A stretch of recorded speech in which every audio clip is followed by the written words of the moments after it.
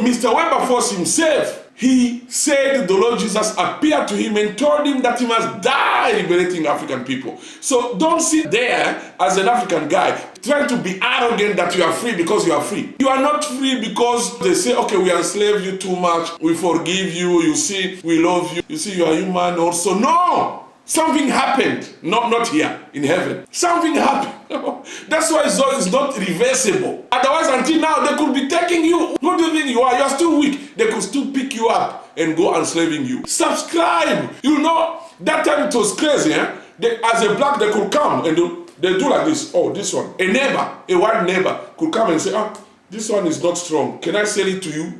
Oh my goodness. You are just sitting here. You are free. It is not by your hands, it's by God. He called the moment. He called people. It's not far from now. It's just 4 generations. So don't just sit there and enjoy. Black people, you are the one who's supposed to say thank you to Jesus. Oh my goodness. I'm not a pastor. I'm talking what is right is here in our very eyes. Subscribe.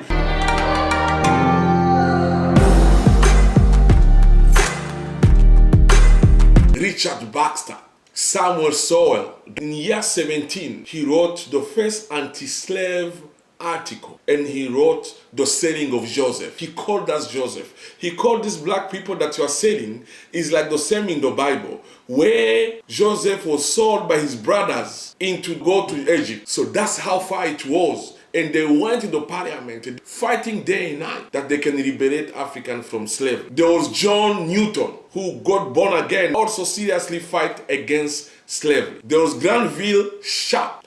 And there was another Thomas Clarkson, who went tirelessly looking for proof and showing to the parliament, how do you treat these people? These people, they are like us. They show how these black people are killed in the sea by these white people who are taking them from Africa. The most one that I like is Wilberforce. He was a member of parliament there in England, and he came, he said, God has sent me and spoke to me to liberate African from slavery. He fought tirelessly, he said, I must die for this. And by the end, the parliament, the government, the parliament, all the institutions, remember the slavery was institutionalized. It was legal. But Mr. Wilberforce work and all these evangelical guys, they work until they succeeded to get what they called the Wilberforce Parliament Bill. Among all those hundreds and hundreds of Christian white people, there was one black. We don't know how he bought the freedom, but he was a black. But he fought seriously against slavery. His name was Oloda Equiano. He went as far as possible to show, why do you say these black people are inferior? And show them, go and look Acts on the Bible, Acts chapter 17, and then you will tell me if the black people are not free people. He showed them that, because that time, you had to be Christian. The value of Christianity was so serious. We are showing the dignity of human can come from God. Objective values, values which is not subjective values. No human can give a value. No human can give a right.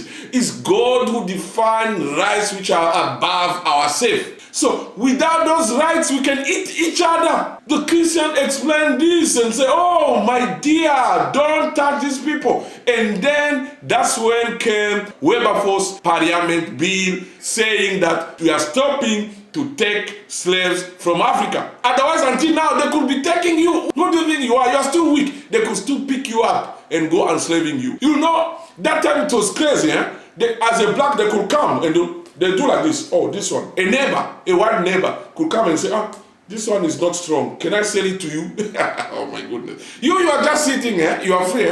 It is not by your hands, it's by God. He called the moment. He called people who show you. It's God to liberate. That's why the slavery is not reversible. You cannot, no one can come in and enslave you again. Because that time, in 18th century, slavery was institutionalized that moment. It means a white guy will come, a neighbor white guy will take you as a black, and he can take you like this, and he go to a neighbor, he sell to you, to a neighbor, and your neighbor will he just takes something, then he hit you and say, this one, how old do you think he is? Is it strong? He bump you like this, he said, this black guy, maybe strong, how many children he has? You know, the way we seek the animals in the bush. That's how we were. It's not far from now. Huh? It's just 4 generations. So don't just sit there and enjoy. Black people, you are the one who's supposed to say thank you to Jesus. Oh my goodness. I'm not a pastor. I'm talking what is right is here in our very eyes. You are not free because they say, okay, we enslave you too much. We forgive you. You see, we love you. You see,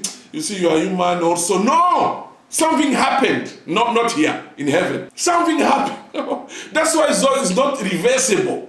No one can come and enslave you again. So it's a divine act. You know, on this earth, there is an Antichrist. And the problem is that this Antichrist is always targeting much to African people and to Africa. So always Jesus come. Subscribe. You Pan-Africanists who keep crying, Christian are the one who brought slavery, colonization. No. There are 2 types of Christianity. The one which comes as a political Christianity with Roman Catholic is the one which brought colonization, is the one which came with colonizers, which always have a strategy to work with political entities. The other one, which is Protestant evangelical people who always challenge the ethical questions, human rights questions, liberation, independence, and anti-slave movement, abolitionism. All these were 100% coming from the Bible. They keep showing, look, we're fatherhood of God, we're brotherhood of men. And we have to know that the liberation is a process. We are on the stage. Our children won't see this suffering. God is bringing financial freedom and He's ordering the financial liberation of Africa, which is this book. It's on Amazon. You can read it. You can find it on Amazon. It's showing exactly how God wants us to liberate Africa. Listen, there's no political freedom without economic freedom. There's no economic freedom without financial freedom. We must be free from the finances from the West and from China. That's the spiritual stage where God wants us to go. Read this book. It is on Amazon. The way God wants us to be totally free from IMF, World Bank, Exim Bank, and all these banks from the West, which are sucking our blessed land. And it's our duty to do that. Please, God has declared Africa to become the first economic power in the near future. It will be the first economic power. Only Africa haven't seen that.